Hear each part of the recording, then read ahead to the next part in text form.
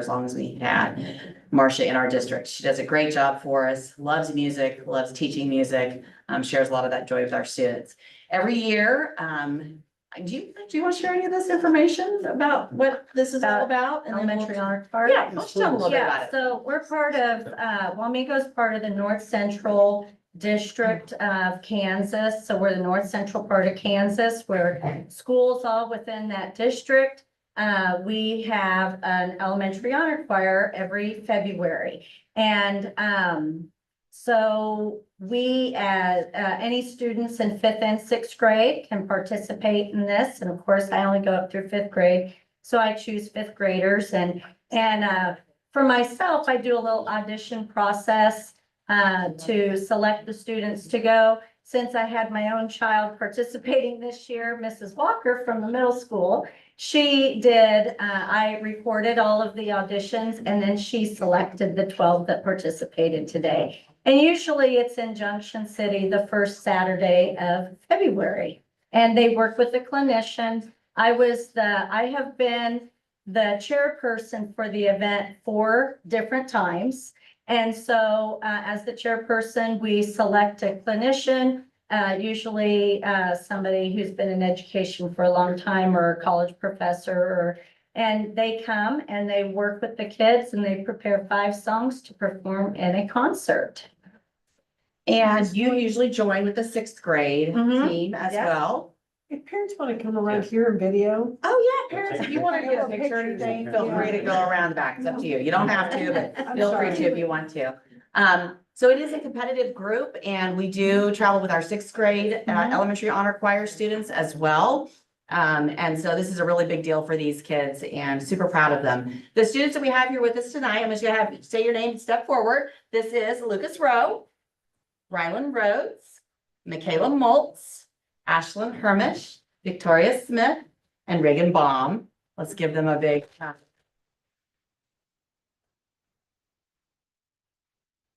If you have a few missing, I know that one I think is actually en route. Unfortunately, they were told the PLC building and you can't really Google search PLC building in Wamego, Kansas. So I apologize for that. But the students that are not able to be here tonight are Ayla Gunderson and Hadley King, Ellie Massey, Dustin Schultz, and Annika Warner. So we want to give them a round of applause as well.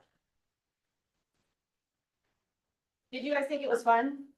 Yeah, it's a really cool experience.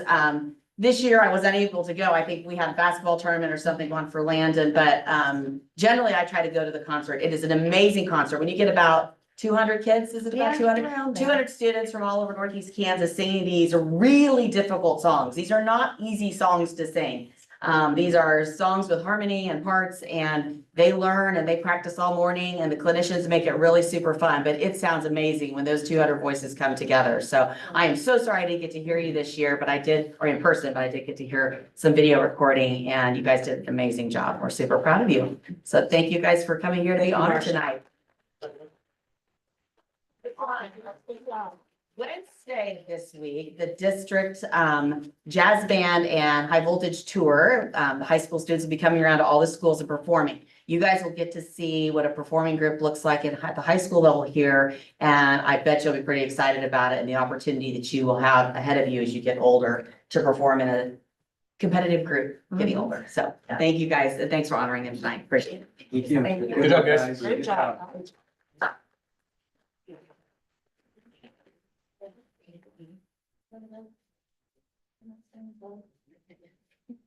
I'll quickly introduce Ms. Walker to you and I'll turn it over to her. Ms. Walker, we're fortunate to still have her. We got our time is limited this year. 10 days, what is counting? You are. I'll say this, it's, if you've been the last few years to our choir concerts, they just continue to explode. The numbers are getting bigger and bigger. And that's a result of what Mrs. Walker is doing in her classroom. I thought it was interesting. She came up, she was panicking when with this honor choir. She's had all these students audition and make it. And she's like, how are we gonna pay for this? I'm like, don't worry, we're gonna pay for this. You don't have to worry about that. They're all gonna have that opportunity. So I'll turn it over to you, Ms. Walker. All right, so I'm gonna start with introducing my students because I'm a proud music teacher. I'm gonna brag on them a little bit. So I feel like I'm, announcing a starting lineup here, but welcome to the front and just come line up here. Representing Wamego Middle School on alto was Avery Musselman. Come on down.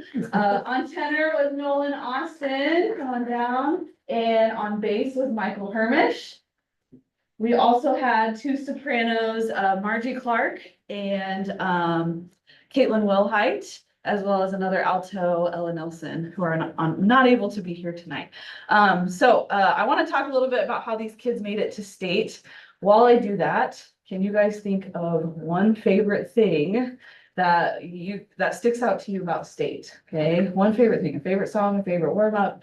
Okay, because you've heard how you made it to state. So think of something, I want you to share it. Okay, and it can't be the fruit snacks or lunch. Okay, all right, all right, all right. So anyway, to make it to state, similar to what Mrs. Hermish did with the fifth graders, these kids first had to audition for districts. They had to sing 8 measures of a prepared song, Dona Nobis, and record it and send it to judges. So I did not judge them, the district did. I had 40 kids audition from my 7th and 8th grade choir and 23 made it. So that was pretty incredible. So that speaks to the level of my 7th and 8th grade choir too, the kids that aren't here. And so these kids took it a step further and they auditioned on Dona Nobis. They sang the whole song, 32 measures, recorded it, sent it to the state level. I sent in about 10 recordings for state that I felt like were state level quality. It is pretty amazing that we had 6 make it to state from Wamego. For each group, because there was 2 choirs they auditioned for. There was a mixed choir, soprano, alto, tenor, bass, and there was a treble choir, soprano and alto. There was 900 submissions in each choir. Okay, so to have 6 represented, and of those 900, it's not delineated by size. So there, we were competing against 6A schools. If you were to look at the list of schools, you see a lot of Overland Park, a lot of Wichita, and you see a lot of Wamego. To have 6 kids is pretty spectacular. Okay, to have 1 or 2 would be spectacular. So anyway, pretty proud of them, but the buck didn't stop there.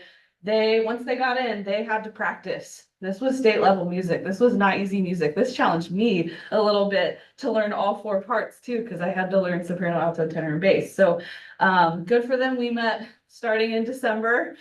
We met on Monday mornings at 7 a.m. Yeah, it was great. And then we did some pride time rehearsals because we had some snow days in there. But it all worked out. The kids worked hard at home too. They had recordings. They practiced at home. I think their parents can vouch for that too. So they definitely earned their spot. Okay. So thank you so much for your support. There was a lot of fees involved and in this new endeavor, I don't know the last time that the district had middle school state kids go to state. So that's pretty spectacular, but we had, audition fees, participation fees, transportation. I mean, the list goes on. So thank you so much. It really does mean a lot. It's a huge impact on these kids' life. I think I've created some choir fanatics here. That I'm excited to see them go to high school and see what they're going to do when they get to the high school level. And I think, some of them are starting to think, well, what's next after that? Could this continue? Could I get a scholarship? Could I make this a career? Or could I just, love music and support music after college, So anyway, thank you so much. I'm going to share my favorite thing and then I'm going to let you guys share. No pressure. Okay. My favorite thing when I took these kids to state, because this was my first time as a teacher as well, taking kids to state was a goal of mine. So when we got there, we pull up to KMEA, all these musicians from all over the state are there. And I could tell the fear in their eyes. They were a little nervous. They were looking at me like, Mrs. Walker, what did you get us into? We have to sing next to a whole bunch of kids that we don't know who are really good singers. Okay. But then the minute, the director gives the first breath, the first note, and seeing their faces and their jaws drop of, wow, this is an amazing choir. This is a unique sound. You don't hear this every day, this level of musicianship. So seeing those looks, they turn around and look at me and their jaws down. I'm like, yeah, isn't this awesome? This is what I told you about, right? So seeing that reaction was really special to me. And then of course, seeing their concert was pretty amazing. So who wants to share first of you guys? What was your favorite thing, favorite memory, favorite song? I think I could go first. Yeah. I think I had a favorite song. It was called Does the World Say? And I think the first ever, like what she said, the first ever note that I heard in the practice room, like I was kind of surprised. I was like looking around, couldn't believe it. But whenever we got on stage and I actually for the first time heard everyone sing on stage, it was probably the biggest auditorium I've ever gonna perform in. And so you could just hear all the sounds coming in, and it was one of the loudest sounds I've ever heard from a choir. And I don't know if I'm ever gonna be able to experience that ever again. So, Or seeing the difference between a middle school concert choir and state choir. Yeah. It's much different. You're Yeah. shocking. Yeah.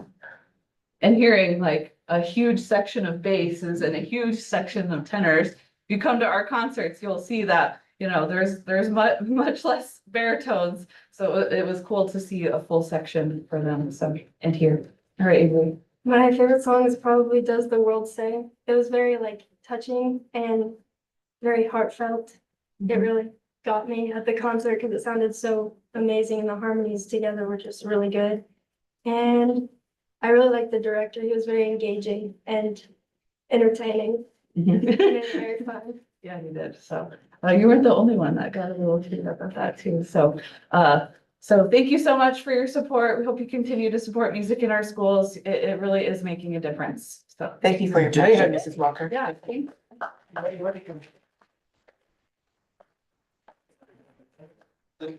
Ma'am, is there like a link to that we could watch this? I think there is a video that you would have to purchase. I don't know if any of the parents purchased a video. I did not purchase a video, but I do have that one on my phone. I'm recording on my phone. I I don't have. emails. Yeah.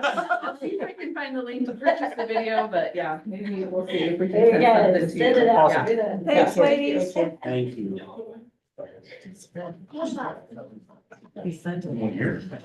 I'm not even sure. So again, thanks a lot of the people over there on the left-hand side. I appreciate all of the reports. Anything anybody needs brought up on any of those? No? Okay. Moving on to the consent agenda, motion to approve the consent agenda. Mr. President, I make a motion to approve the consent agenda as presented. Thanks, Deb. Thanks, Jake. All in favor? 6-0. No 8, and then, Mr. Brazel. Technology report. Our deal's working. I don't know how you did it, but you got it working. I had to crawl up in the ceiling to get that one going, but, I was just gonna give you a little bit of a yearly overview of kind of where are at with technology. So in case you guys didn't know, we originally went 1-to-1 in 2017. We refreshed, which means get a new batch of devices. So originally we were K through 5 iPads and then 6 through 12 MacBooks. In that first refresh, we decided to go K through 8 iPads, and then we waited another year. So we've refreshed iPads now twice and MacBooks once. So what we have coming up is we have a good 3 to 4 more years left on the iPads, since they're essentially their first year this year. And then we have 1 more year left on the current MacBooks.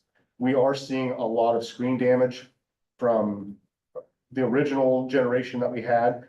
This second generation, or second refresh, they're a good product and they work really well, but their screens are really fragile. So we've spent quite a bit of money on screen replacements. So we are looking at whether it makes sense to this next year, look at MacBooks again, or whether we go with iPads all the way through. I have talked to other school districts. One in particular is Holton, and he originally had MacBooks, kind of like what we did. And they said they've had good success moving all the way through with iPads. While less damage, you can do almost all the same things on them. It's an easier deployment for tech to manage. So it's something that we do need to look at and get teacher evaluations on and see what are gonna be some pain points. If we change, what all we will need to do, that type of stuff. We kind of transitioning from the one-to-one, we have a lot of question marks as far as our infrastructure. So, and not in a bad way, but we have a company that we host a lot of our systems on. That company has changed hands and it's a big, the whole industry is kind of in a, we don't know what's gonna happen because another company bought our company that we use. It's one that everybody uses. And so we're kind of, our products that we currently have in place aren't end of life, so we can, what I've kind of decided to do is push those down the road. Our strain on that infrastructure that houses a lot of our servers has gone down because we have moved PowerSchool offsite and Skyward offsite, so we're not being as taxed because those two services that we used to host internally are no longer there, and they were two of our biggest. So our overhead of being taxed on our whole system has gone down, so I feel very comfortable pushing that another year or two because our hardware that it actually runs on isn't end of life yet, so I'm not terribly worried about it. And that will give us time to evaluate what this new company is gonna do, if we need to change to a different platform, that type of thing. That's not gonna go away, but I feel like just by pushing that down the road another year or two, we'll learn a lot. So, the other thing that we're actually doing right now is, we're doing a new edge appliance or a firewall. We're gonna change from one company that we've used for the past 4 or 5 years, to another one that I'm very familiar with, and, I think will give us pretty good value. Yeah, so, I'm trying to think if there's anything else. Do you guys have any questions or do you have any feedback? Anything that you're curious about, I can answer? So right now with the iPads, are we, if we were to go 100% iPad, are we probably, especially at the high school level, going to purchase a bunch of keyboards? That's an option we can look at. Yeah, that's actually one thing that Holton, the tech director from Holton did talk about, was in their high schools, they did cases that had keyboards in them. They are several $100s a piece for just the case, so it's not nothing. When you look at an iPad, $350 or so that's quite a bit of an additional cost. But, what he did say is they're a lot more robust of a device for a kid to have, you know, in and out of their backpacks a lot. The thing I see a lot is students picking up MacBooks by the screen. They'll just pick them up by the screen, and over time, and we've talked about it, but I mean, it is what it is. So, you know, that's what we see over time, is them just the screens becoming weak and breaking. And lots of times the student will be like, I didn't do anything. And I'm like, well, you probably picked up your MacBook by the screen for the past, year, and it finally gave up. So that's one thing that we've seen, or that we've been told, is other districts have been very happy going with iPads because there's less damage. So, but. And then the last question I have is on that one-to-one. Are you refreshing? Are you doing a phased refresh or Yes. a one shot every? So we do it we used to do it, well, we do it now by device types. So like when we refreshed, we did all of the iPads at once. So what we'll do is we'll contact 15 or 20 different device buyback companies who will evaluate devices and then give you, like, they'll grade them based on their condition and then cut you a check for them. So that goes back in to offset our cost when we repurchase. The idea when we evaluated Chromebooks and we evaluated, several different devices when we very first started, the advantage that we saw with Apple is you had something at the end you could sell and then re-put back into it, which made it about the same cost as a Chromebook, which would be worth zero at the end of the use. Right, so that's kind of there, it pretty much washes out, but what we've seen with the MacBooks is with screen damage, it's starting to eat into that, money difference that we would have seen. But yes, we refresh all iPads at once and then all MacBooks at once. So that way, they're all the same model. We don't have to, troubleshoot, well, this model has this issue, but this one doesn't. And as we go through, they're all the same. And that's one thing that's helped us. I think from just as many devices as we manage with as few people as we have, that really helps us with not having to deal with multiple models every year and everything like that. So it does help to go all at once. So.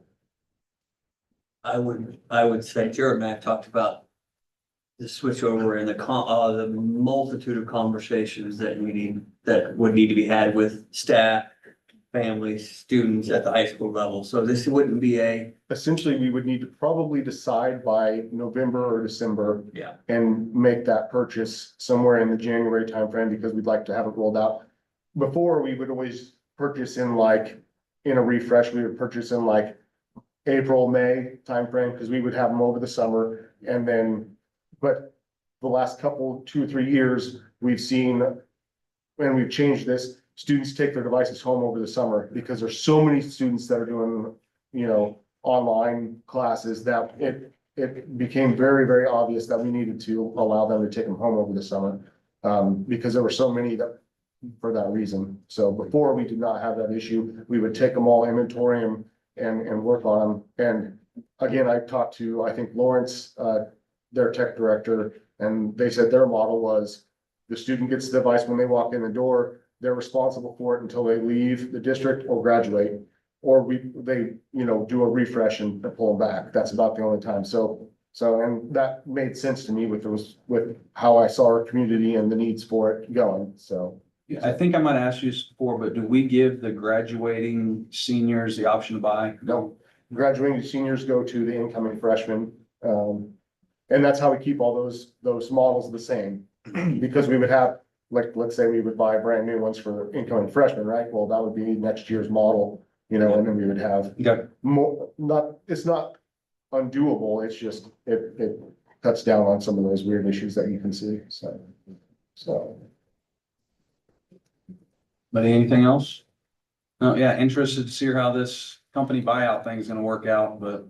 We've done it twice or 3 times now. we got almost $100,000 back when we refreshed iPads last year. Yep, and we hit it just perfectly with COVID when it happened the first time, because when we sold, it was when everybody was buying them for online school. So we actually came out all right on that one. So, yeah, we've, I think, done 3, 2 iPads and 1 MacBook sell off, so. Okay. Thank you. Yes. Jared. Travis, you want to talk this? Just probably me. Okay, so we're gonna talk a little bit about changing the structure of the high school wrestling program.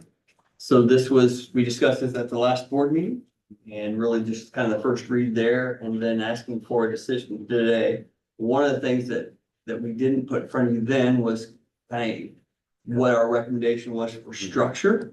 Currently we have a head coach and 4 assistant coaches that kind of lead the whole program. So if you think of it separately, it's a head coach and then 2 assistants for the girls and 2 assistants for the boys that are paid through the district. We are proposing that we add head coach. So we have a girls head coach, a boys head coach, and then 2 assistant coaches at each level. We looked at participation numbers. We looked really, one of the things is the number of events that you have on the same day. So how often do your varsity wrestlers and your JV wrestlers go to different sites? Because that requires more coaches to do that. And so we have about the same number of those in our boys program as we do in our girls program. I think there's a difference of one day. So taking that all into account, my recommendation is to go ahead and go with a head coach at each of those, a girls head coach and a boys head coach, and then 2 assistants for the girls and 2 assistants for the boys. Total cost, depending on we're looking for a head coach of each one of those. So a first year head coach costs us about $6,500. A veteran of 15 years head coach costs us about $7,600. So that's probably an increase of about that much money.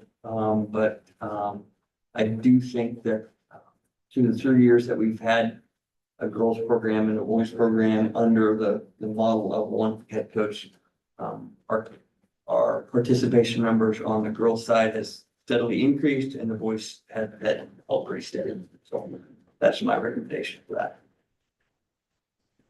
Are you envisioning, so in your guys' report, you had 33 boys and 18 girls at the high school and then 20 boys and 16 girls at the middle school.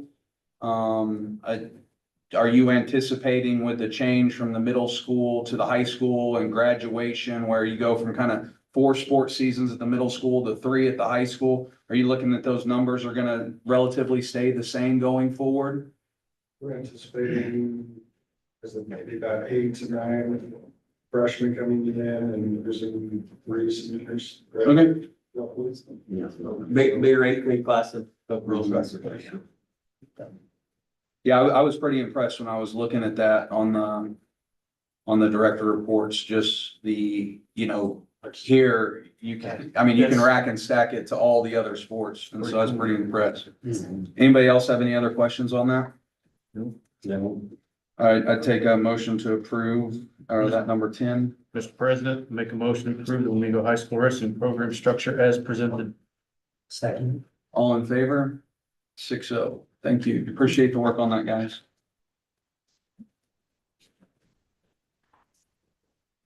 You guys want to hang out for the rest, by all means, you can. It's gonna get really boring. Thanks for coming. Thank you.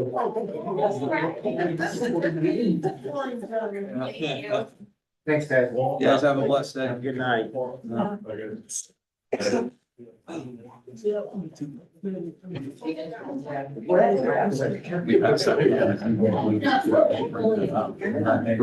they gonna bring donuts? Maybe next time, I'm gonna bring donuts, probably would have got done first one. Mr. Meitler, Scott, you're up with the childcare update, I believe. Okay. Courtney, can you send me the Zoom links, please?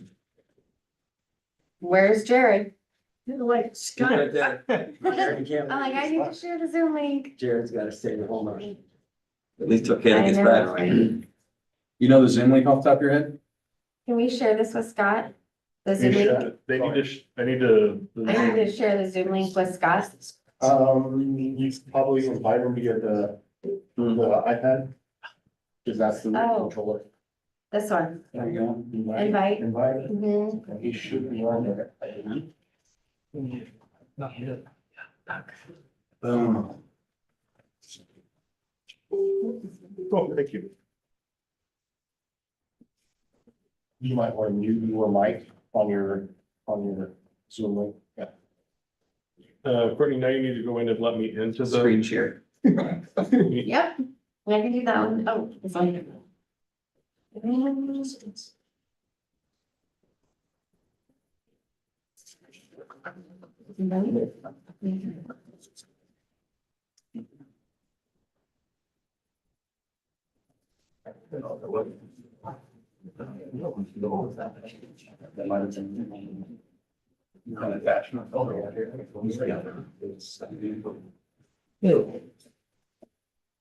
Not this week. Thank you.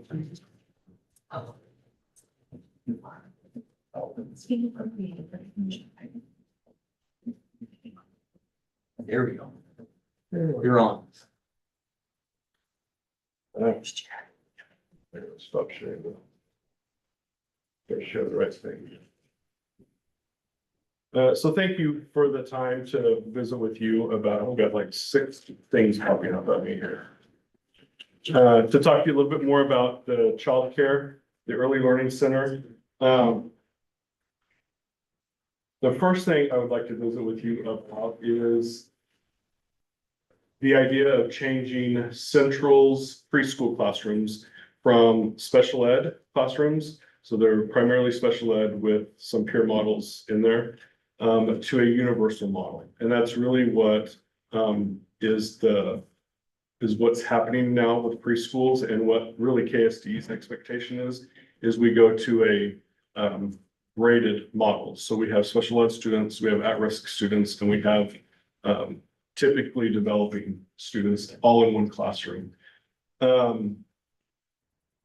It's gonna, so the funding has to change for this. So I'm gonna walk through this with you, because then it's gonna lead to another conversation that we're gonna have. So what you're looking at here is in orange, the district's revenue from things and expenditures. And this is all, these are our best guess at numbers. We have what have enrolled with Child Find. We have the kids from three-year-old kids that are gonna be 4-year-olds next year. And so those are the numbers we're using, but again, it's not exactly the right numbers. So the numbers could change a little bit. Anyway, with going with at-risk, we would have the at-risk money, we would have special ed, state aid, and then we would have tuition, which, and that is definitely a change for something from what we have right now. Peer models right now, Shane, is it 200 or 400 that they pay? So $400 per year. And so what the change is going from $400 per year to going to, it'd be $200 for August, since it's a shorter year or shorter month, to $250 per month. That would be the tuition. So anyway, revenue, 285,000. The expenditures we would take on right now, special education pays for all the teachers, all the paras in that. Because we would be changing this around. We would take on 1.5 of the teachers and 3 of the paras. And then we would also take on, this is an estimate for snacks and supplies, so about $206,000. The co-op side of things, they get categorical aid for the teachers that they have. So there are 3 teachers that they'll get categorical aid for, paras that they would get it, so up there. So $167,000. And then their expenditures, basically nice spring.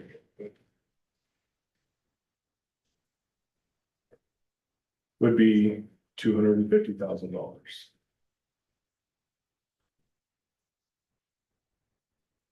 So in the purple is the district, I pulled all the numbers together, district revenue, co-op revenue, expenditures, so on and so forth. Everything together, we would be negative $3,800, which that's not, because these numbers are not exact, that could change for sure. But that's where we're at, changing it to this more universal model. What I have not dug into is the special ed side of things, is are they always in the black with this, or are they going in the hole with this too? I don't know the answer to that. If we change tuition, if we decrease it, which I want to charge as little as possible for this. If we did just like $100 in August, $150 in May, we would be roughly $40,000. That would have to come from somewhere else. If we increase the tuition to 150, 200, we'd be about 20 grand in the hole. I've also. So when we're talking tuition, I had the luxury of a couple of my kids went to the pre-K. Yep. And we paid the tuition. I luckily was not in a position to be on like a free or reduced meal plan, but we kind of categorized those kids a little bit different. Would family that had financial need that still wanted to get into this thing, is there any talks of, due to financial within the family, you would or would not pay tuition or partial tuition or no? So I'm glad you asked that question to clarify. Students with special needs, it would not cost them anything. Students that were at risk, the kids that it wouldn't cost them anything. So it is only the typically developing students are the students that would be charged tuition for this.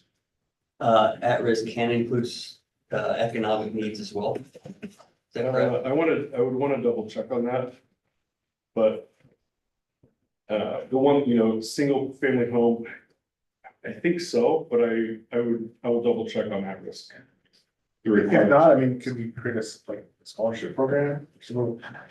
Potentially, Yeah, Yeah. we can do anything here now, it's just, yeah. Right. those bottom numbers is what we need to be aware of, but, Scott, with these special ed and or at-risk students already be on IEPs? Right, ask your question again for me? With the special students and or the at-risk students already be on IEPs, which is how we are putting them as that, in that category. Yes, that's how they would, and a lot of them will transition like from Christina's, from the toddler and what, they will transition on up into Okay. that. So, but then there are also kids that are coming into that class that are being evaluated too. So they're not necessarily on an IEP at the time, but they come into the class so the teacher has like Right. some time to Right. observe them Okay. and be able to evaluate them. Okay. And would the class size stay the same as what they are now? Our goal for class size is about 14.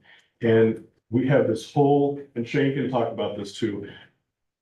The numbers change a lot because they start out a little bit lower and then kids will fill in as more kids are identified and whatnot. You want to answer her question any more than that? Yeah, no, so as infant toddler students transition, we have lead capacity for those students because we estimate about 85% of our infant toddler students end up being determined eligible for IEPs. I work with Christina Hargett, and we know that there's 9 students potentially that could transfer, so we kind of estimated those pieces in the fall and then another 8 in the spring that are currently in her programming. So we kind of want to make sure we got the capacity of those students as well. What was the max capacity in the past? Do you remember? I don't know that they ever put a cap on it. It was more, because they were classified as special ed, they had to be more special ed students than pure models. They had to leave the capacity available for that as well. So we typically had 4 pure models per class. There can never be a waiting list for special ed. So they Special ed. always, if they qualify, they have to be able to come in, so we can't set it. And again, We average this about would just, 9 special ed students per class. And then, the end of the year for 9 to 10 historically. and they're there 4 days out of the week, Shane? So here, she just pulled up the at-risk criteria. Foster care, receiving food assistance like SNAP or WIC, low income, lack of health insurance, single parent household, teen parent, either parent lacks a high school diploma or GED. Thank you. thank you. Deb, Yeah. to answer your question, so it grows because as that kid turns 3, and they can't have an IEP until that time, but as soon as they turn 3, if they were in our infant toddler program, they have an IEP that sits right there, or when they turn 3, they can be evaluated for an IEP. And so that's why there's, they might not turn 3 until December, so they can't start with us until, but as soon as December hits, they're with us. Okay. And that's where this can get really tricky. The infant toddler program knows these kids are coming and they help us with that. But we may have some students that qualify as, that need an IEP that aren't in our infant toddler program. So those are the ones, we don't have a lot of those, but we do have some on occasion. So the hard part of what he's doing and his group is doing is they have to kind of, guess is not the word, but they have to project numbers based on past, which we know childbirth is a tough one to project that out, so. And this is for families that are in the 320 district?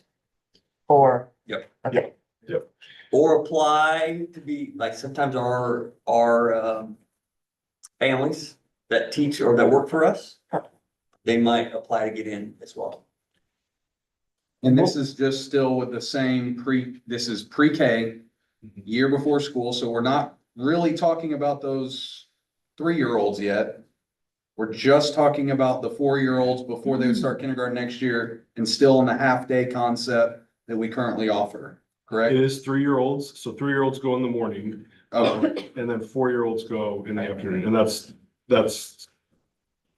what we have now, that's what we're planning to continue this next year. That deficit could be absorbed in the general fund, I'm assuming. Depends on your number that you Depends choose on to what- go with, the projection. $3,830, yep.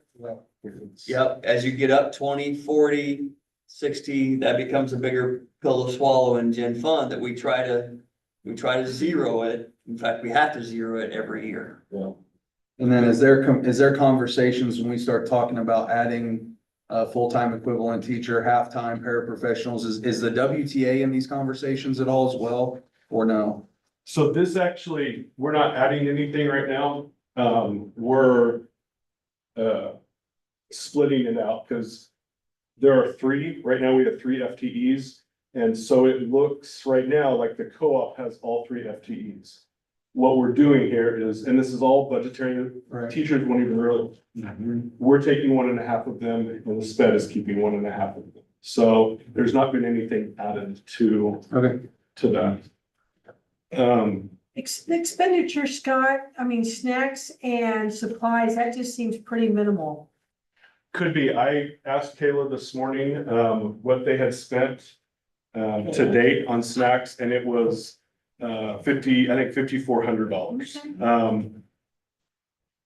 This is, so I rounded it up to 6,000, you know, it could be up to $10,000. I don't, that's part of the problem we have with this is there's so many unknowns. Supplies, that's $1,000, but it takes a lot of supplies for preschool. So, we might have to adjust that number as well, for sure.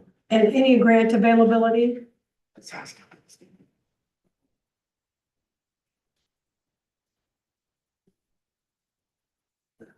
Not currently, Okay. not currently for this, I think this would be possibly, a good Wamego match day, possibly. on that list. We're also doing this to try to get us in a position so that we can increase our preschool classrooms, right? Because right now we have not really increased capacity. What we're setting ourselves up to do is to maybe, you know, partner with, I went and visited the Methodist Church the other day, and he has like 6 classrooms down there, a great setup. So, you know, we could possibly look at adding 3 more preschool classrooms. And then what we can start doing is adding more kids. But then, now I'm kind of getting in the weeds here, but then we can add like an itinerant special ed teacher who is able to go into this classroom, provide services, this classroom, provide services, this classroom, provide services. So we're being able to help more kids. So that's also what we're positioning ourselves. Aside from that, really the universal preschool is what's best practice. And what districts are moving towards and what KSD is recommending we do as well. The special ed model was a model that they started back when preschools started having to service special ed students. And so now we're just kind of updating things a little bit. I also wanted to get some numbers from some other districts. I can keep looking for numbers. Rock Creek charges $250 A month? a month, yep. These are all per month. Scroll down a little bit. Couple school districts, it's free. Jackson Heights and Caw Valley, it's free. How do they work that out, Scott? Yeah, how do they do that? Do you know how they do that? Great question. I have not talked to them in depth. I emailed Caw Valley the other day and she said it's free. So they eat the 3,800. They eat the 3,800 and then it's free, right? Well, they're gonna eat the 40,000. Yeah. So They're like, eating actually, it'd probably be about 80,000. It looks like every $50 it goes up $20,000. So, So it'd probably be about 80 grand. you know, I just realized, this is embarrassing to do in front of you guys, but I think I'm missing 3 because they should be getting. Yeah, we should actually add 3 more parents right here. So that's another $36,000 that we need to put in there for revenue.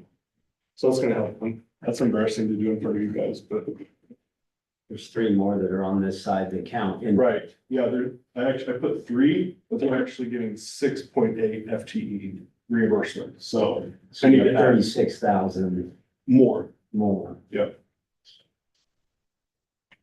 You have 203. Yeah. so so then if I'm looking at that right, that would, then we'd be in the positive a little Now bit, we're at 33. yeah.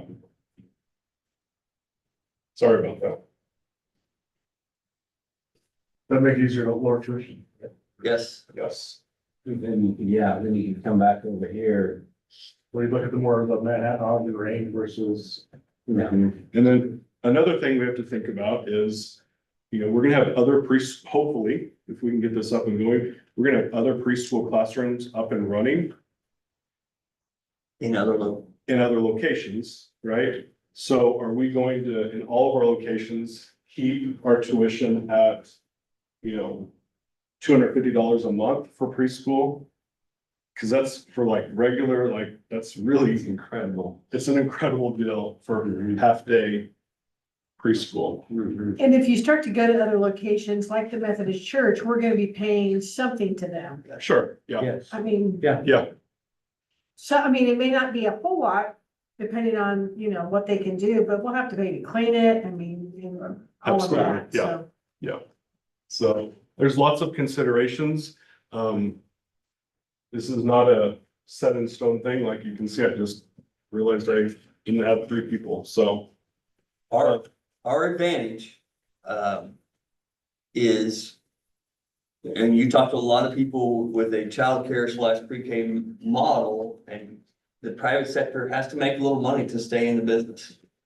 We try to break even, at best break. Is that why you're not seeing with the need in Wamego, why is that building sitting empty? It's because I think if we would put economic development in here from a lot of communities, they'd say, because it's really hard to make money. That's a layered problem, that's really low, and Well, you it's- talk about just childcare in general is such a poor business model, it's one of the worst. Yeah. Well, and Do I ask that the question? ratio to infants, I mean, 1 to 3, and then Yeah, I the older they went get, I out on the mean, tour, and so when they're talking about how many, that's really hard. yeah. Yeah. Yeah, It makes sense for schools to pick this up because we don't have to make money at it. right. Where, if I was the owner of I would need to be making money for myself, I need to be making income. Yeah. And there is no income in this thing, so, It's really limited. yeah, it is hard to believe, because I remember writing a check for over $800, every month. No. And I'm like, they're paying 800, these people have got to be making a lot of money, right? But no, Yeah. they're not making any Are money. we, apologize, one last question. So the typically developing kids, are we thinking about those would be slots for our teachers? Potentially, Mhm. As a retention, so it kind of depends on, is this the only location that we have? Then we try to serve as many as our staff as we can. If there's multiple locations, they may need all day. Part of that time is preschool, part of that time is childcare, and so then you're really backing up as much as you can and charging your staff again enough money so that you can get to that 0 point in that process. But Scott's done a ton of work on this. And I've heard him down there banging his head against the wall on a few times, little just cursing because down in the hole. everything changes. It can change when a building comes open like this. Yeah. And then you visit the Methodist Church and go, hey, this is an opportunity. How does that work? But his numbers won't change. Yeah. So the next thing, we had that discussion to bring up the next, and this is, I need to write draft across this whole thing, because I don't want anybody to think that this is like a done deal, because it is absolutely not. You hear that, ma'am? This is draft. Write draft on there. So here are some possible fees as we would get into, the actual childcare of things. I'll give you a second.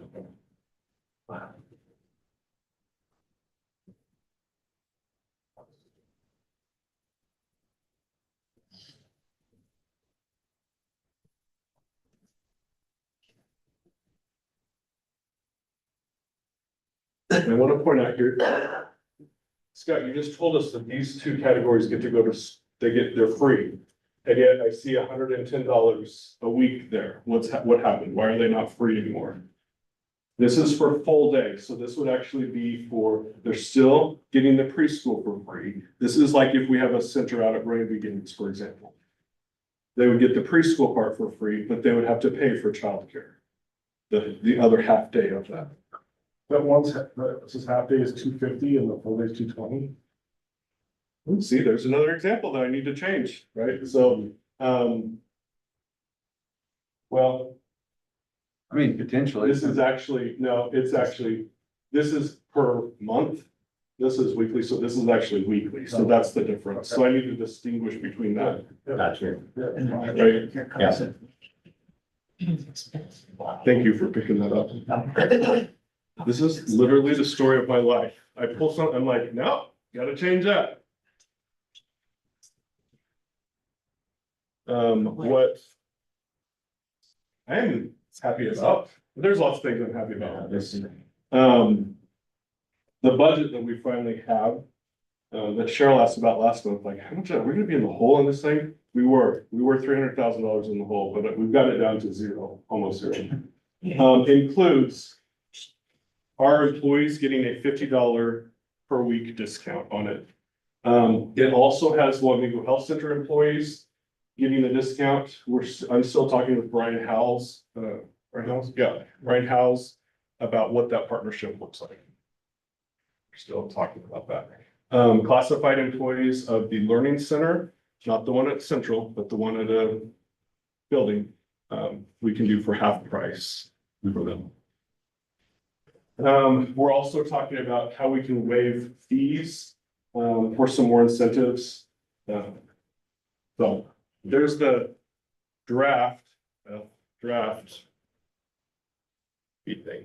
I'm also working on a donor level type program that if we have donors, for example, we have a bank that has, through the tax credits program that I'm working on, they've pledged $50,000 to this. I want to set up some type of, donor type deal. So if you give this much, your employees will waive the registration fee. If you give X amount, we'll waive the supply fee. Priority wait list, we cannot guarantee slots. So I can't say, business XYZ. I cannot guarantee, I can't hold 5 slots for you, because then those 5 slots, if they're not filled, aren't making money. Right, and they've got to be open to making money. So that's why we do the priority wait list. And then the top amount would be 5 slots would be at a discounted rate. I had numbers in here, but I took them out because I don't want, again, this is a draft. I don't want people to start thinking that we're.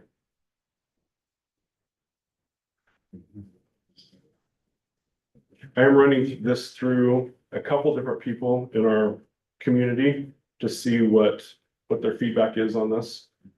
You guys have any feedback for me on that?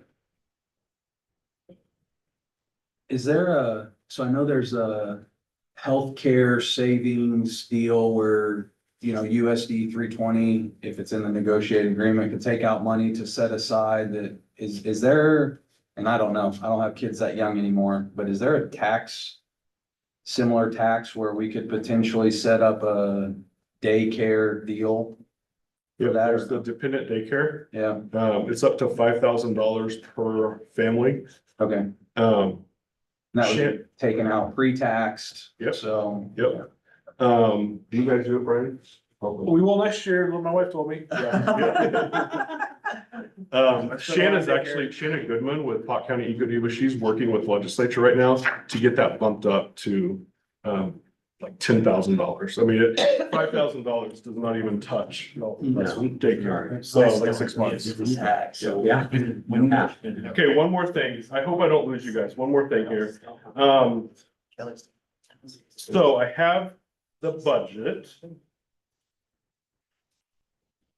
Let's see, no, yeah, I do. And this is a whole bunch of numbers. I'm gonna go down here to the very bottom. Sorry for the scroll. That this number right here, this is the estimated facility loss. If a facility, let's say, for example, we decide to do something with Brilliant Beginnings. This includes all of the costs, all of the revenue, everything. If we're at 90% capacity, about a month ago, this number was negative $300,000. And I kept messing with it and I got it down to a negative $100,000. Well, that's still in good, right? And so I had 3 different expert in the fields on this thing with me. And we finally figured out the numbers so that we're at a loss of just $770. So month, Year. Yeah, per year. Which is, I was ecstatic the day that I finally was able to get those numbers worked out like that. I've had Rob look at them, Kayla look at them, and so we'll keep working with them. So essentially, that tells me that if everything could get in place, we could have a center up and running that is self-sustaining. This does not include any like grants or anything like that. It's all money that we're. There's no projected donations. Right, no, it's all hard. Yep. I say that because the last thing that I want to bring up. That is where'd it go? Oh, no, it's in this first one.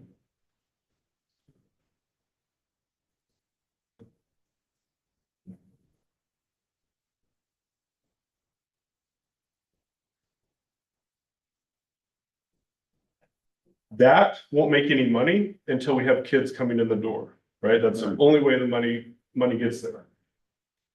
But we can't start in August with kids and have the director at the same time, hiring the people at the same time, hiring, we have to have, it's gonna take several months to get there.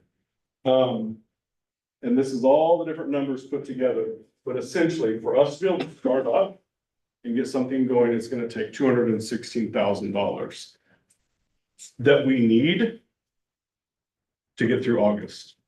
And then once we have August coming, then kids start coming and that's when the money starts getting generated, right? Was Patterson going to help with that? I have submitted an LOI to them. They've changed their grant procedures, so now you're not having to fill out a thing for this grant and a thing for this grant. You submit a letter of interest. Okay. And then they will look at it and then they will send it back and say, yes, your project aligns with what we want. Here are some things that we can do to help you out. So I'm definitely. They'd be they're perfect for a startup deal like that, I would think. Yeah. I also want to use some of that to help. Cause it still scares me, even though it said negative $770, I want a pot of money over here, just in case something doesn't go the way it needs to go. And I can pull some of that money and help offset the cost of like that $50 a month discount. So I want to be able to have something there. Now, Scott, FTEs you didn't have earlier in that 33,000. Yes. That was a separate. That's a separate thing. It doesn't have to do with any of how these numbers are. No, it doesn't. Are balancing out the 770. Yep. Yeah. Well, and I would assume we might need a little bit more. Kids don't show up until August. We need to get in and prep the building and, that's employees that are hired on and deep cleaning and all that stuff, so. Yep, and That's one of the things I didn't think about. Are we thinking it's a school year and so they wouldn't be going in the summer? preschool students won't. Okay. But the childcare part of it, they will go to school. Yep. And what I would love, I don't know if we can do this yet, but what I would love is for teacher, school kids, like teachers, paras, all those kids, that they wouldn't have to pay in the summertime. Right now, we pay, people pay in the summer whether you send your kids or not. I would love for us to, or for our teachers to not have to do that. But that means that the director, whoever we would hire for that, would have to be strategic in getting the kids that do need some care into there and other ways to fill those slots. That's where we are. Just for their reference, because this the last part that you talked about is a model that's off campus, so we'll say that. Want to be careful. The reason we're using brilliant beginnings as the conversation topic is because most people are aware that there's nothing in there at this point. We don't know for sure what their plan is with that building, correct? Do we know when they might make a decision, or is it kind of up in the air? This week is when I'm supposed to hear an answer about whether they want to. What I've been told is they would rather sell than lease, but they don't know a number yet. They're waiting on the appraiser to get back with them on the number. So. Are we doing an option to buy that gives us some time or no? That's maybe. Yeah, maybe, and, you know, we'll talk cap outlay here in a little bit. You might want to back burner that a little bit and go, Well, I mean, we're possibly going to. Share. That's what I need to get the hospital. So I need to talk to Brian. He did, or she did, I believe. So. Oh, good, okay. He hasn't talked to me about it, so. Okay. I need to get that note down. Thank you all for your time. Thank you. Thank you, Scott. Thanks for all your Thanks for work, that. Scott. That's a lot of work. Thank you. It's fun though. It's, it'll pay off. Exciting. You can have it. Yeah. All that fun. Yeah.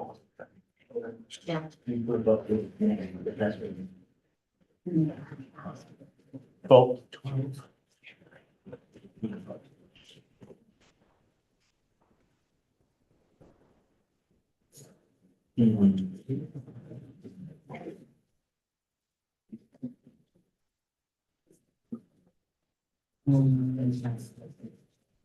we're ready for number 12.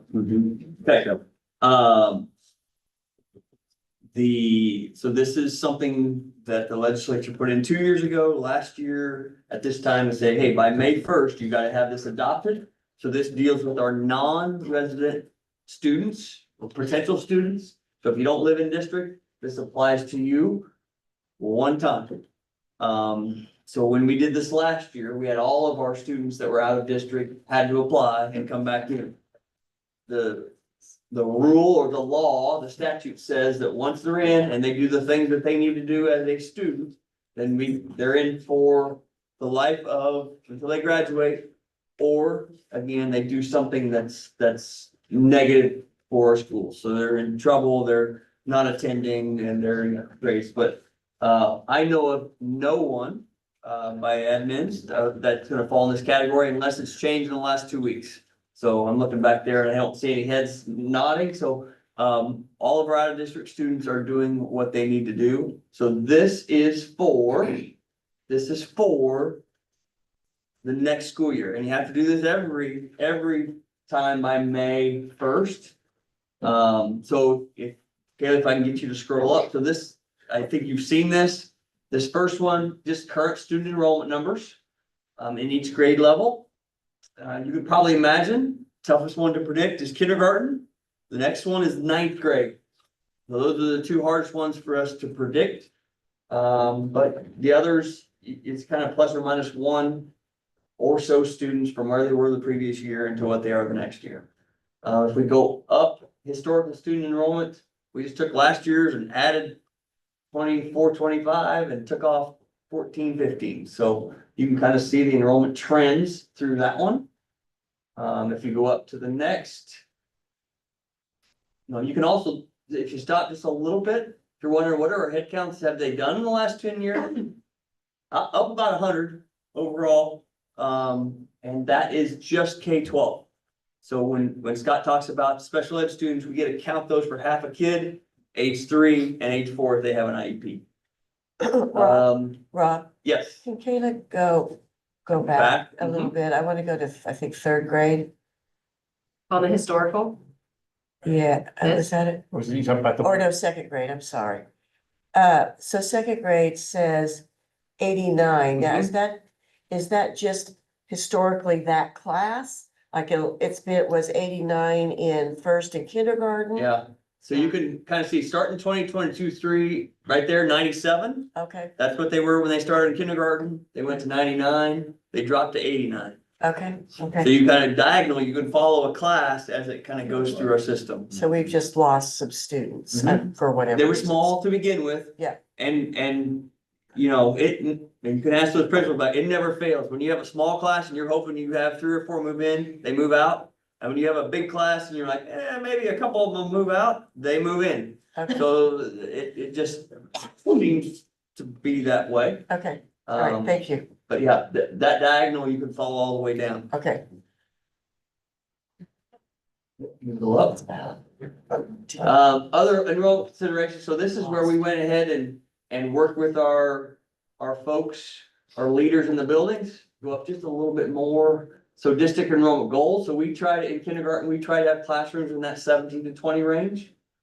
First grade 18 to 20, 18 to 21. When you multiply by 6, because we have 6 teachers, kindergarten, first, second, that's the bottom end, or that's the number that we kind of sit on. It's really hard for Shane. Right now, he has 77, I believe, pre-registered for kindergarten. Last year at this time, we thought we had 90 and ended up with it was 115. So you just never know, but, you know, he might have 5 to 10 requests, possibly more, to come out of district right there in that kindergarten spot. He's got to decide, here's the crazy thing, we have to decide by June 15th, whether we're taking those kids or not knowing where we're going to be. That's a tough call. That's a really tough call. You'll notice 3rd grade is a little bit low.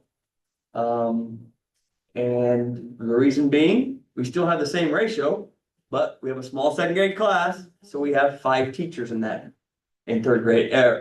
That's what our plan is, to have 5 teachers in that 3rd grade section, so those would be a little bit smaller number.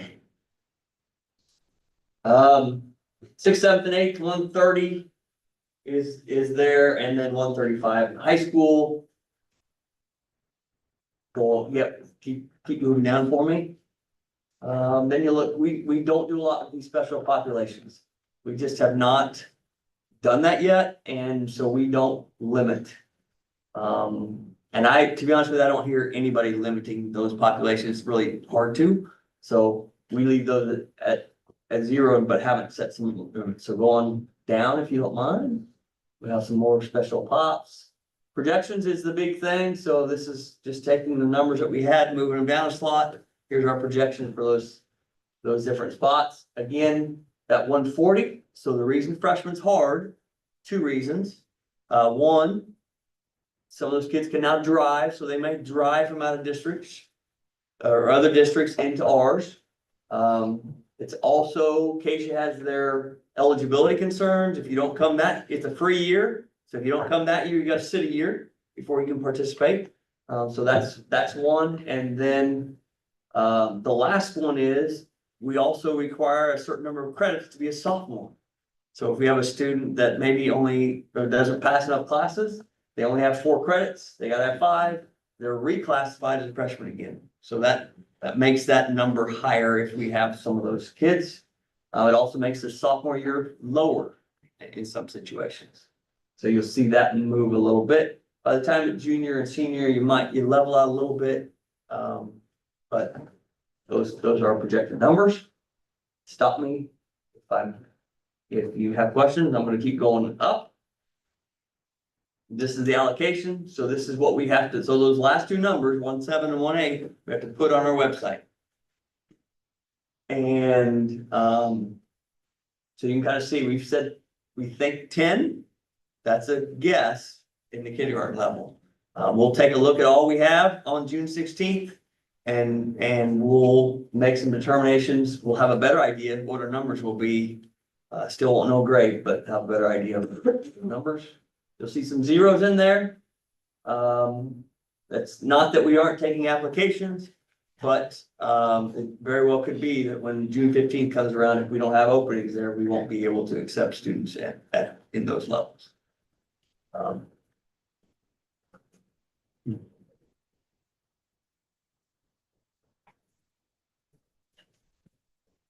Questions?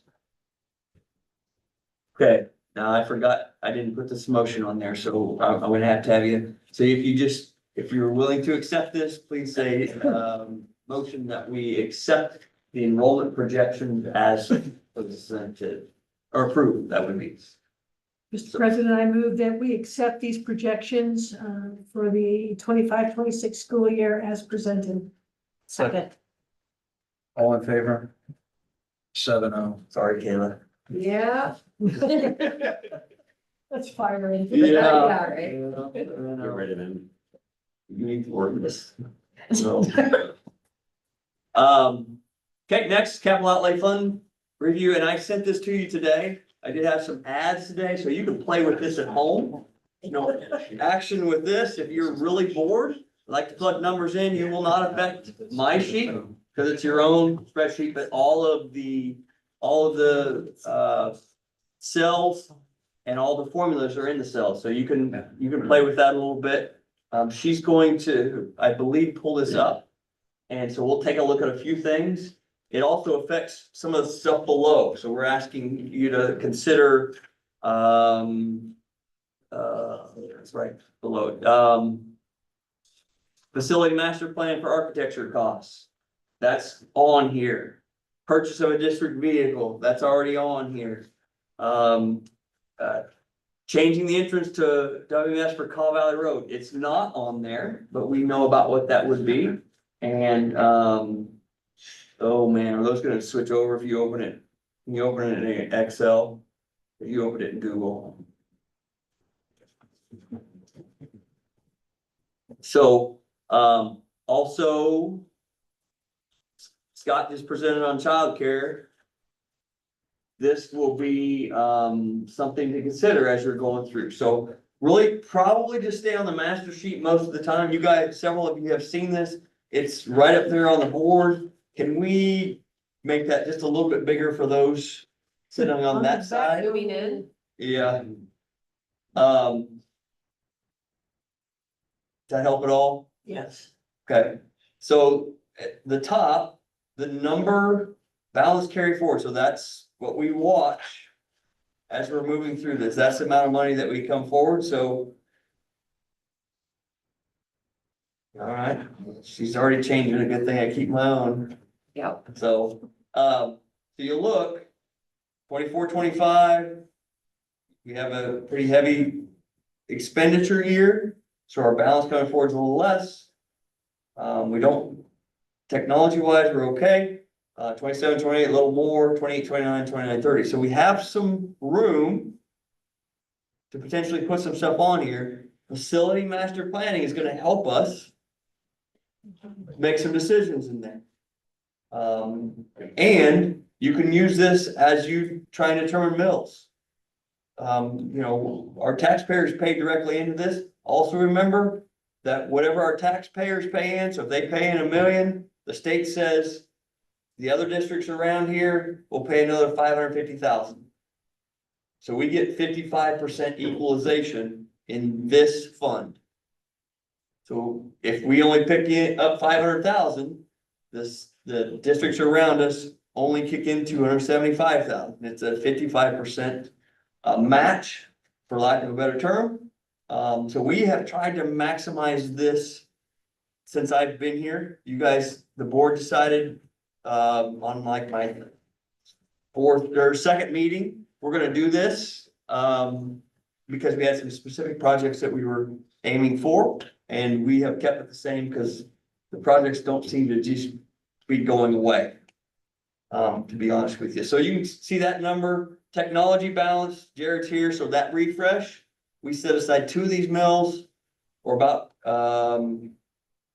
25% goes into the tech refresh. And that, we watch that number pretty carefully.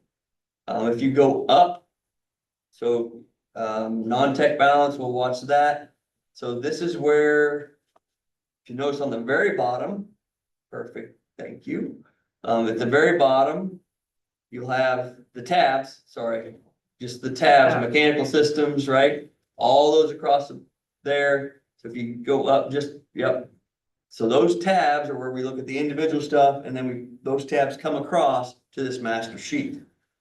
Caleb, if you could scroll up just a little bit, so we can kind of, oh, sorry, down.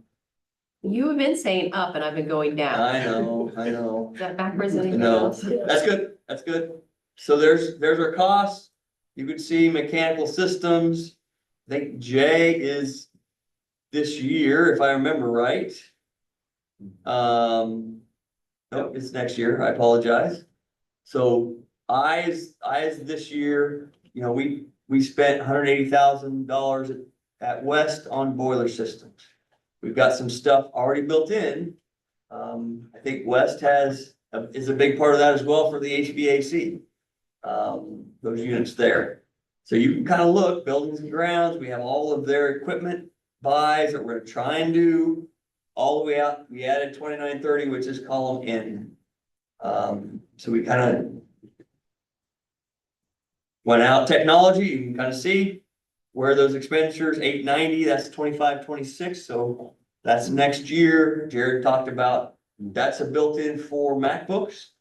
And if they decide to go with MacBooks, that's the number that we think it'll cost. Jared is really good. He'll tell me a number that's padded. And I try to get all my numbers padded for expenditures. So there's a little play in there. I had a conversation with one of my directors today. We didn't pad enough. And we talked about when it comes to that year, we want to be darn close or padded. We don't want to be behind, so to speak. Transportation, we have transportation out probably 10 years and buses are around 25. Because buses can only last 25 years before you have to replace them. Roofs, we have done a lot of work on roofs at a cost of deductibles, 25,000. If you remember last year at this time, I said, ooh, they're gonna change that, so now it's $100,000 deductible. So you're gonna wanna have that deductible sitting in your cap outlay, because we've probably got $1.5 million worth of roof for 75,000. So we need to change KLM because right now we're only going off the 20. I would go look. I might need to add some, I have a spot for roof deductible in there. I don't know what I have in there, to be honest with you, but I'll probably put $100,000 in there just so it shows, on there. Sure, you got a question? Just refresh my memory, if we take in out of district students, we do not pay for transportation for them. Correct. Okay. Correct. Double check. Yep. We get no reimbursement for them either. So that's an expectation that they get them here. Secure entrance, you can see the big number there. We have some play there. I budgeted for almost 500,000. The bids came in for 330, but you guys said, hey, there could be some, and we've already had some change orders. Like, we want to make sure this is done right. So we're going to increase some concrete right at the entrances so they don't bulge on us when it gets cold. Lease purchase, that line goes off, so that's the last line. So in letter O, 3031, you won't have that cost anymore. Unless they decide to do something differently with that. Salaries, we try to get that out. 200,000, last year it was 0. So we budgeted in, but we try to zero it out, if we can at all. This year will be interesting because we brought ATS on and we knew there'd be a little more cost there because we couldn't fill positions, and so we weren't paying anybody but also nothing was getting cleaned. So, I say nothing, it wasn't even cleaned at a level that it needed to be cleaned at. So we're gonna try and zero that out still, and we're hoping we can. You'll notice facility master planning, I added that line. We have already budgeted in the top end, so Lighthouse is 24,000. BBN's proposal will go over 70 to 90. So I budgeted in 2 years cost. We can always take it out if the board decides not to, but those costs are already built in. Go back up, if you don't mind, go up to the top. Did that make sense that time? Yep. Oh, good, okay. Again, that balance carry forward, I think is what you wanna watch. We have some wiggle room, in that, tech set aside carry forward, so you gotta know your actual amount. 895, 601 for 26, 27, 495, 882. If you subtract that, it's about $400,000. So you have about $400,000 play in 26, 27. Can you spend tech set aside for other things? Yes. There's no board directive. That's not true. There's a directive to set aside 2 mills, but there's no voted mandate that you have to do. So if you get in a pinch, you can do that. But it puts your refresh in jeopardy when you do that.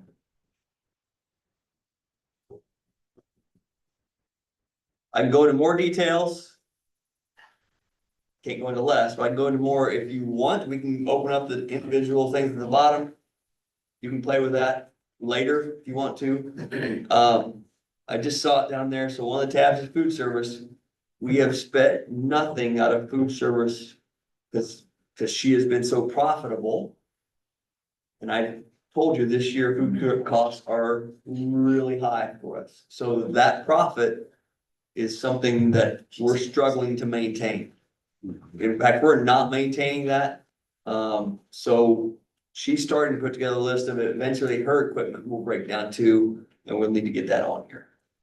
Well, and we have no idea what that's gonna look like next year. No.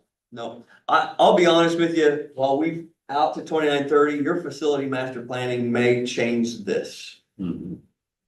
But at least you have something to go on, as far as purchases are concerned, and we should have one of the big things done, which was the secure entrances. That was a point of emphasis, and that'll be done in 3 of the 4 buildings. Okay. Any questions on the capital outlay fund review? Not yet. Going into the BBN architecture costs for architecture cost for project proposal from BBN. Yep, facility master planning, so Lighthouse came in and their part. And then the heavy lift is with the architects. And so their proposal is a not to exceed 90,000.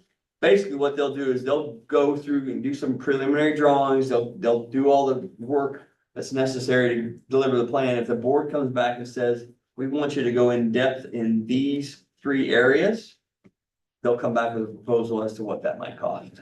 But this will get us the plan completed, not through that process. So it's my recommendation that we accept that. They've already done a chunk of work.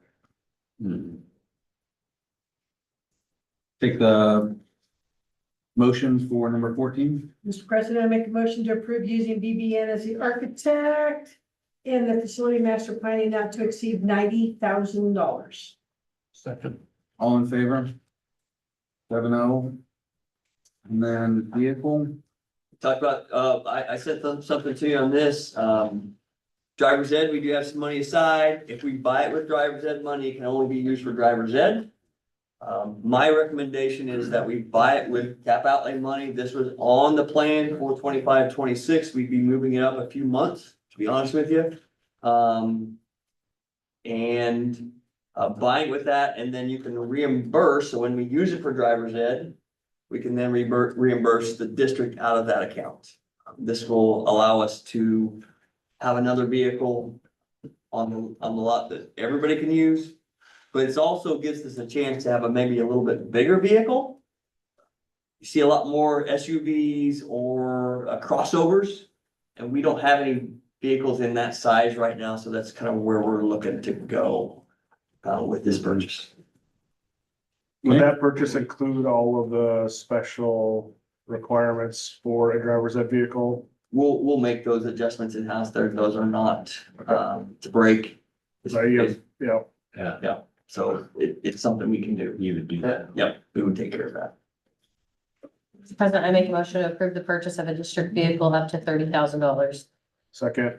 Thank you. All in favor? 7-0. What you did. All right, moving on to the entrance of Call Valley Road. Yeah, this is something to pull up too. Thank you. Saw this, so the city, we just met with them today. I say finalized, to talk through the process. They are totally redoing Call Valley Road from 24 to say. And that project, Brad, correct me if I'm wrong, spring of 26 is when they're talking about, they're gonna do it, their plan is to do it in stages, so from 24 to 16th is, and so just past that exit only at the middle school. They're gonna try and do that on the first phase. And so, we would probably have our cars come in the same way they do and exit out. So if you'll see, go up just a little bit, you'll see where 16th comes in, it's the second, looks like entrance there. Well, actually 16th is the first exit only on the left. They would go just past that as a plan, so we would have our folks come in on say and exit out, and that would be our drivers, keep our buses and our drivers a little bit separate.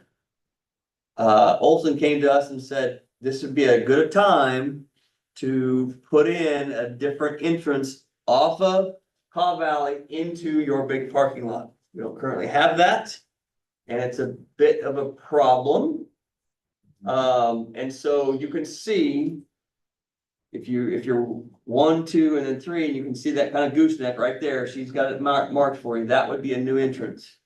And we are responsible for, see where the sidewalk runs across there? The sidewalk to our parking lot. So not very much of that, the city would do the rest. The city would also take out, Brad, correct me if I'm wrong there, but we are going to take out the entrance, just the entrance right there, she's marked that, to 17th Street. So there was still, in talking with them today, they'd still have a crosswalk there, but no entrance there. So cars would enter through the new entrance. You can see the cars kind of parked there. They would go left and right in that direction. If they did need to park in where teachers park, they would just enter right there and go that direction. We would hope that would eliminate folks from sneaking into the teacher parking lot, dropping their kid off, and then the kid walking across traffic.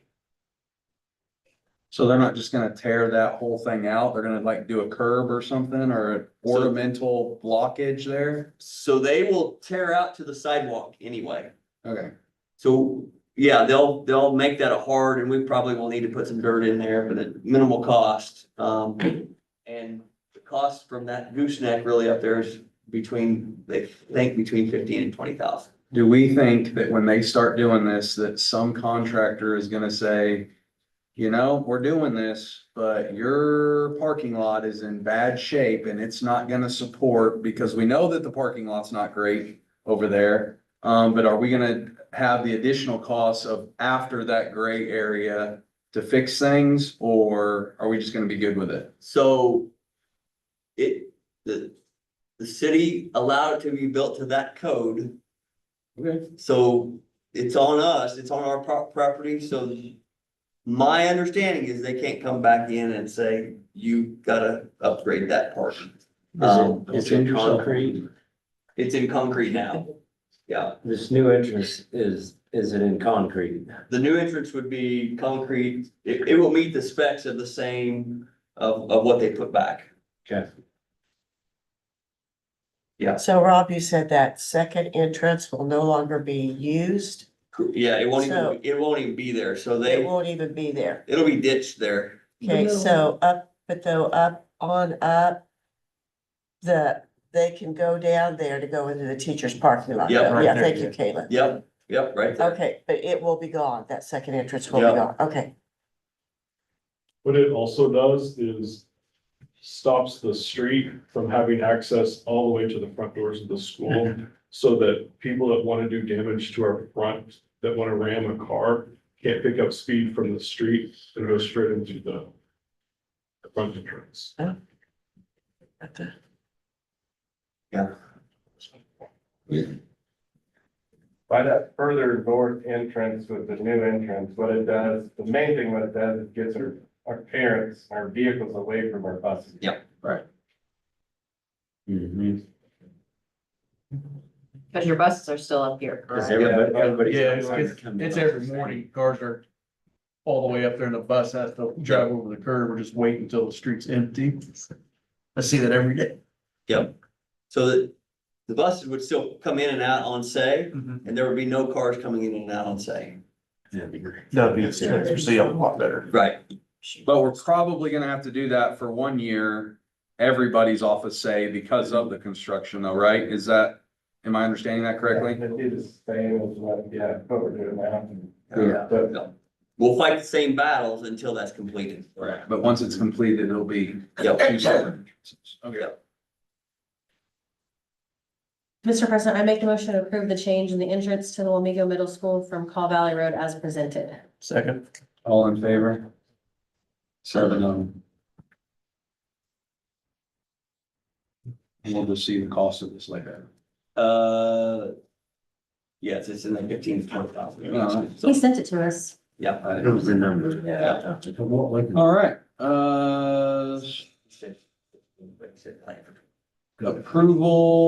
approve council of superintendent's recommendations for special education co-op staff. So we have been short, I say short, and within the co-op, since I've been here, so the last 3 years of between 20 and 25 paras.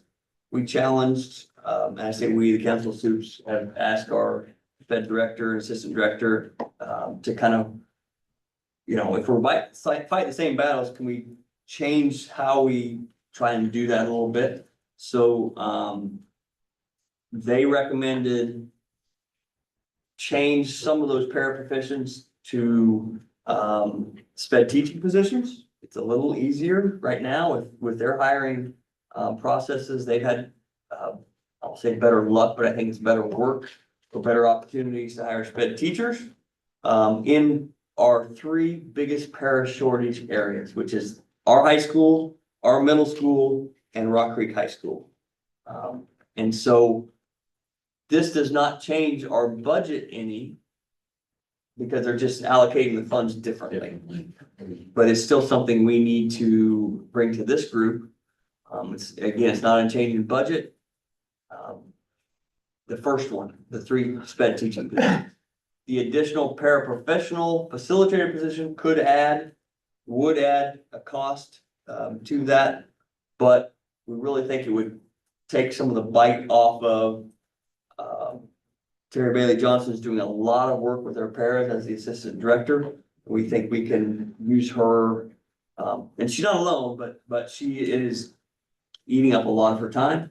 And so this is a position that if we're able to get closer to being fully para staffed, having this person to work with those paras, and where that go, help them understand the roles of a para, how to do that better, checking time sheets, just being thorough with those folks. Again, I think would lead to a better classroom situation for those paras and also free up some of our directors to do things that they need to spend a little more of their time with. So paraprofessional facilitator position would probably only be filled if we get closer to full. So it's not an immediate thing that we'll do. Cause we will probably pull a para to do it. Well, it doesn't make sense if you can't find paras to pull another one off. So we'll wait a little bit on that. Okay, so we need a motion to approve that staffing recommendation. Mr. President, I make a motion to approve the special education co-op staffing recommendations as presented by the Council of Superintendents. Second. All in favor? 7-0.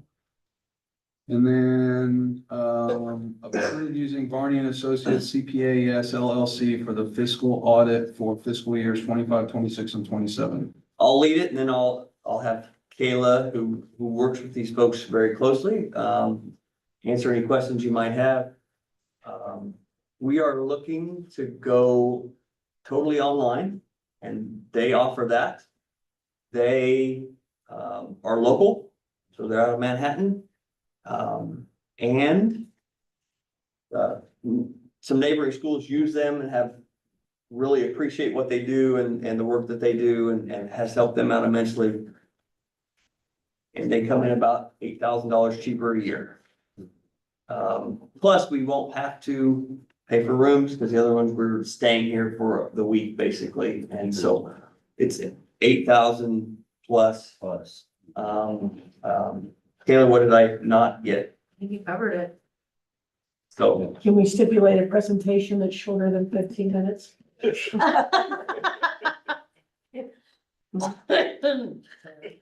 get that in the motion.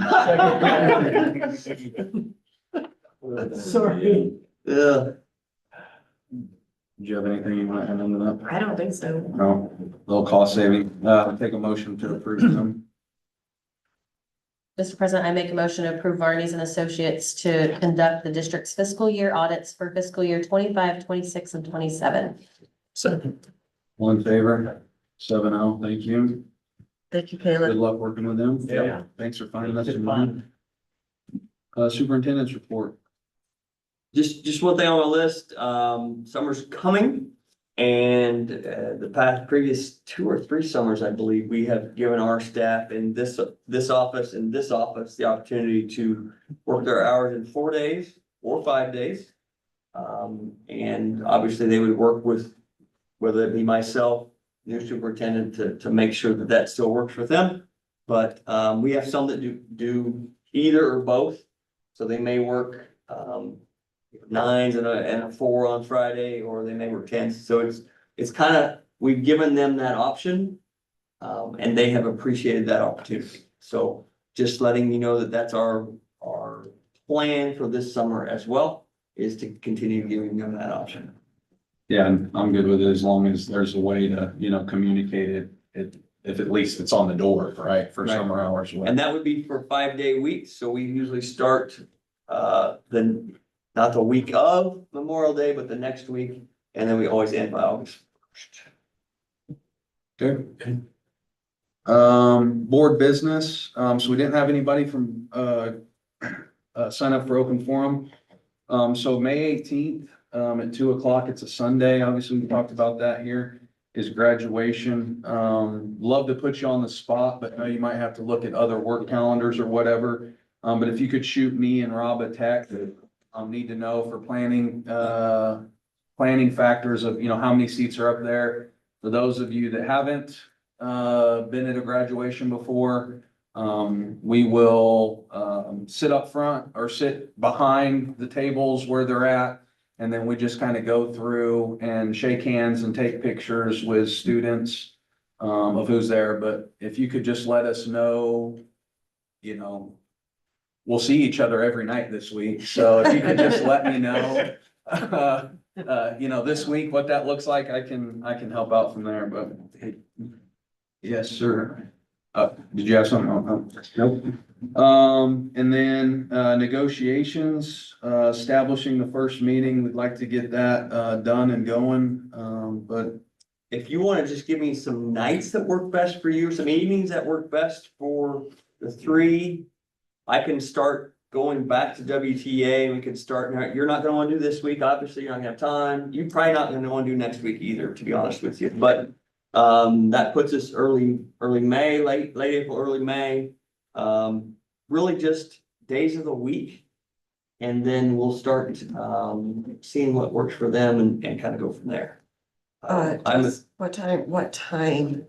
That can be, Is that- times So we and need to dates. tell you dates and times. Yep. Okay. Yep.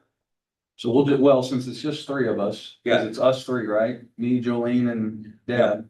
So we can have that, since it's less than 4, we can have that internal conversation. So Yep. I'll set up just a text stream And then I can include him as not a board member, so we'll have a little text string going of what that looks like. And make sure you've done your negotiations training. Yeah, we gotta do that. So make sure you've gone through that. I don't have to do it again, do I? Every year you have to do it, so. It's like a 38-minute video. Yeah, find an email from her. She sent it to us. No. You're the head person. So Staff Appreciation Week, this has worked out pretty well. Hopefully the staff has enjoyed us coming around. But the 12th through the 16th, you did a great job with it last year. Just had a Google Doc, send it out.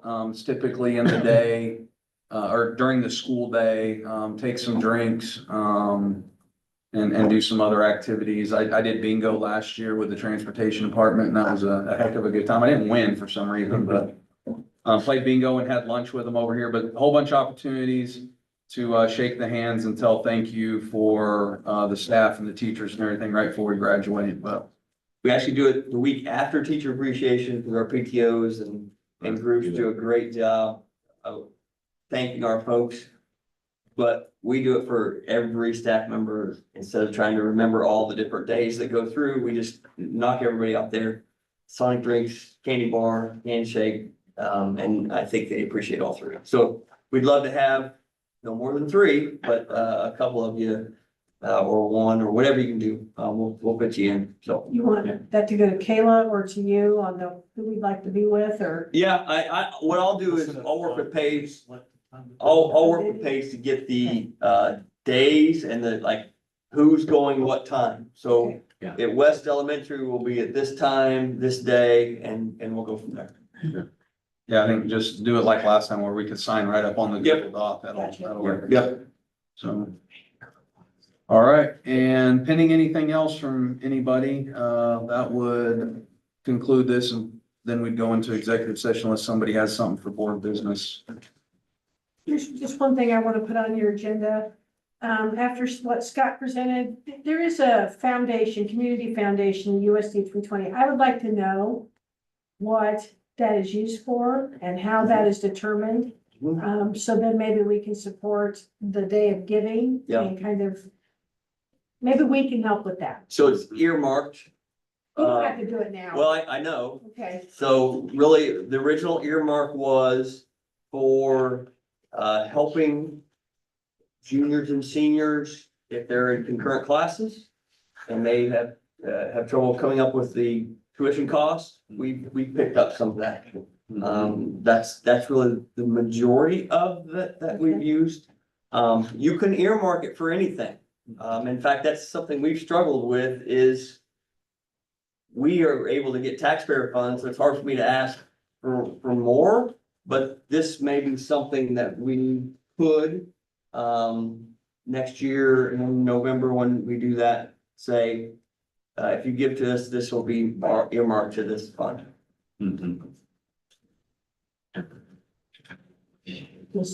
Yep. Would you like a presentation on that?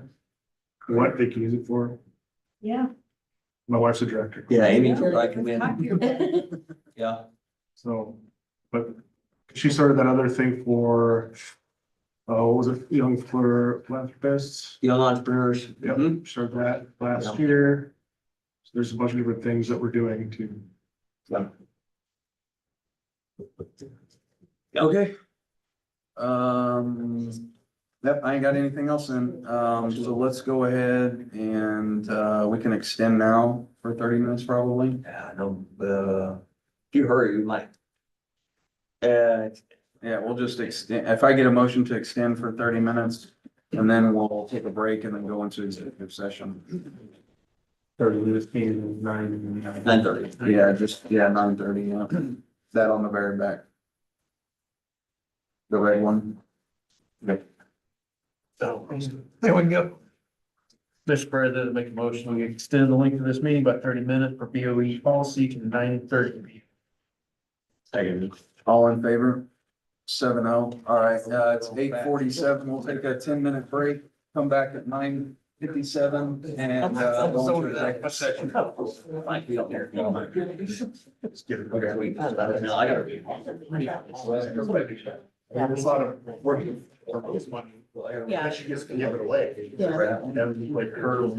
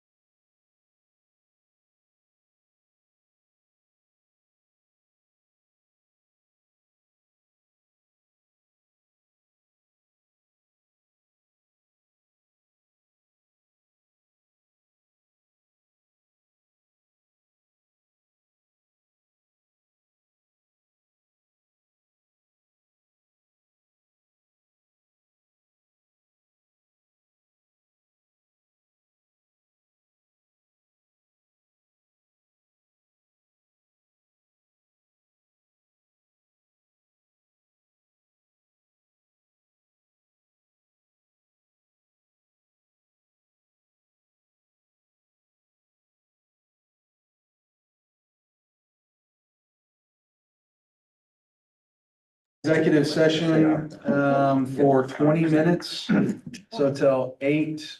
Be there. 9:15. Or yeah, sorry, 9:15. Mr. President, make a motion to go into executive session to discuss negotiations under the KOMA exception to protect the public interest in negotiating a fair and equitable contract, to invite the superintendent into executive session, to resume the open meeting in the boardroom at 9:15 p.m. A second. All in favor? 7-0. Besides, I thought you were gonna build it up. Okay, perfect. I thought you were gonna build it house. Well, I just gotta see. I'm gonna see what Evergy's gonna do with the power line. Yeah, well, everything.